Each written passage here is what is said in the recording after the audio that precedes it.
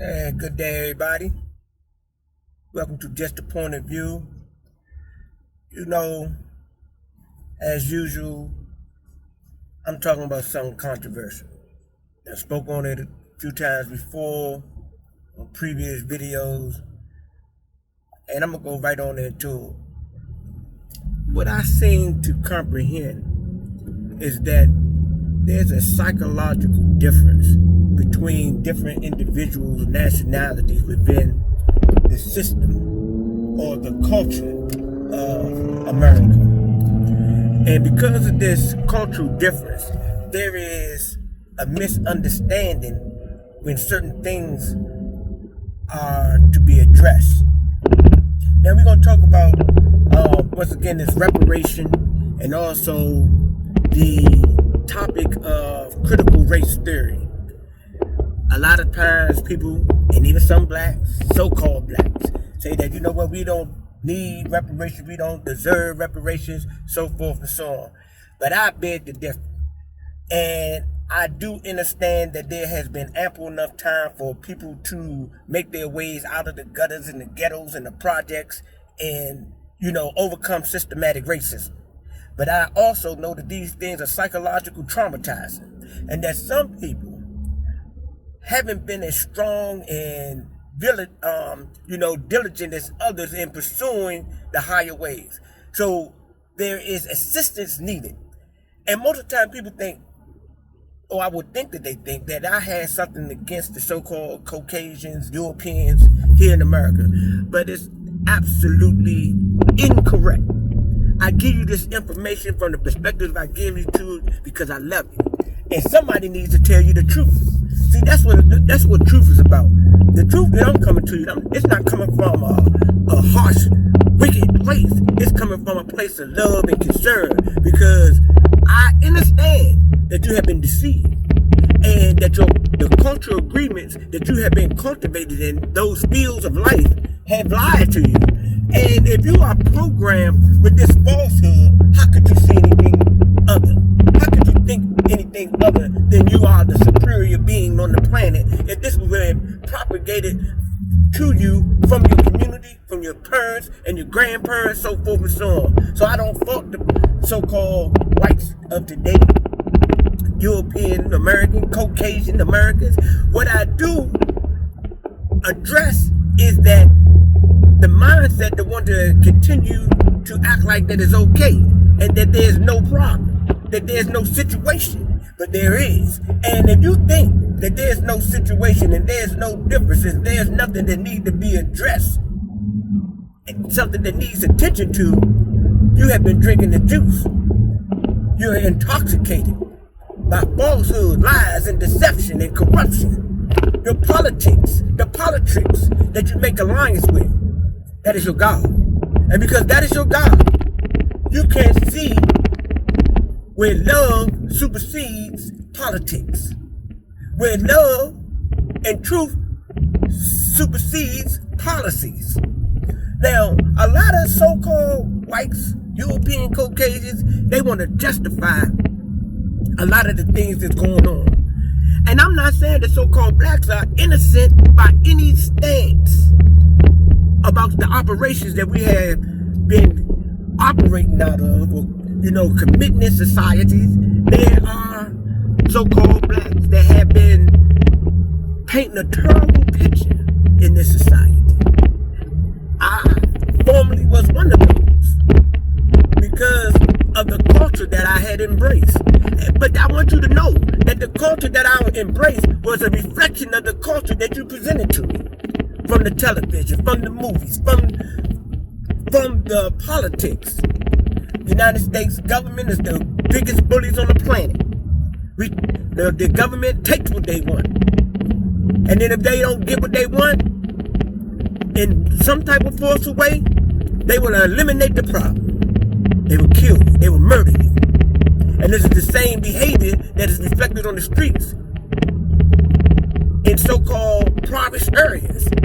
Murder is a norm of the day and the highest level of operation on the planet. That's the governments. The governments of the world on this physical realm are the greatest murderers on the planet. When they move in, they try to occupy other lands. What they do, they kill the people.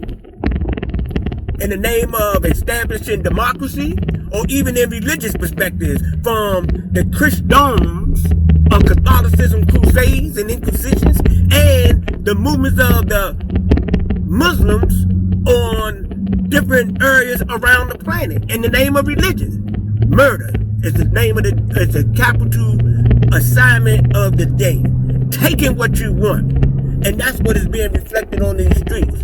So I say that to say that there's a psychological issue that need to be addressed, and so-called blacks are in need of assistance to regain a stable state of mind, in a sense, beyond this cultural abnormalities that have been made normal. It's normal to kill somebody.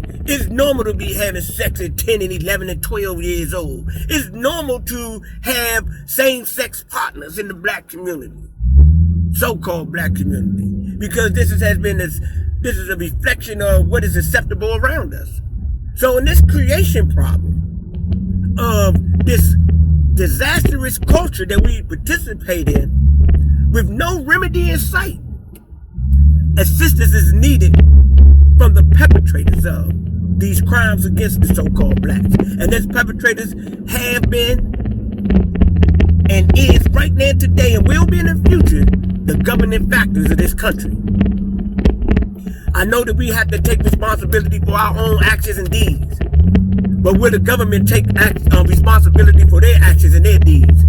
And I made mention on my last video, the Native Americans was compensated for the genocides committed against them, for them being murdered, for their lands being confiscated. No one has compensated the so-called blacks. You gave us opportunities in your raggedy schools. You indoctrinated us with the lies and the falsehood of your great men, the gods of the European nations, Washington, Lincoln, Jefferson, Franklin, so forth and so on. But now you want to ostracize those people that we look up to: Harriet Tubman, MLK, Frederick Douglass, and the list goes on. But that's okay, because these people were in resistance to your barbaric behavior activities towards so-called blacks in the name of Christianity, a false Christianity at that.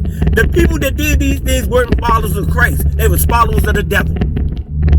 And I'm not saying that all Christians are like that. Not all European white, so-called white Christians. There's some good people. Some people that practice what the teachers teach. And then there's some people that use the teachings as a covering to commit horrible activities and deeds against other inhabitants of the planet. So, this critical race theory, heard a sister talk about it today, Brother Adam. He sent me a video, and she was in opposition of it, saying how terrible it was and what it has been doing to the minds of the people, separating them. But this is the same thing that has separated the so-called blacks all the time. Right now today, you can't find a European school in this country that teach African American history, or where the children are required to take it. And when you check the records, when they did attempt to do that, the children opt out of the class. But we forced to learn European, Caucasian, Anglo-Saxon history. That's a problem. And you know what? The problem is this simple: that America is the land of the greatest liars, the greatest thieves, the greatest murderers, the greatest kidnappers on our planet Earth. And when I'm saying these things, I'm not even talking about literally physically. They murdered our minds. They kidnapped our thoughts. And along the way, they have given us poison to drink to forget who we are. And now that we are awakening, they try to put us back to sleep, because that's what the devil do. They want to keep the reign of the ship. They had committed a mutiny. The forefathers of the Europeans took over. And where they have led us to? They led us to a living hell right here on the planet. And we got these silly Negroes that's falling right in the core because they indoctrinated with the European education, with the European mind, and they can't think for themselves. I know some Europeans that think better than these so-called Negroes that promote this insanity. And one of the things that is very disheartening is that when they get up and speak about it, they don't even talk about any type of, adjustment. Even though they don't agree with it 100%. Like, I read an article and it said that one of the students that was learning critical race theory, he felt degraded. And that's because the teacher, the truth, was going to make all of us feel some type of way sometimes. But to degrade a young person or make them feel that their nationality, their race is garbage, what this young man said, that is not correct. And I do not advocate that. I just advocate truth. And truth got to be presented in a certain type of way because it can be harsh. It can be troubling. But these troubling times or these troubling realities are necessary. Why? Because that's what happened. That's the way it went down when it went down when it went down.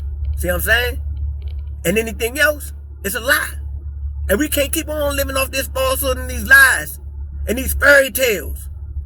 You want us to keep telling our kids about Santa Claus and the Easter Bunny?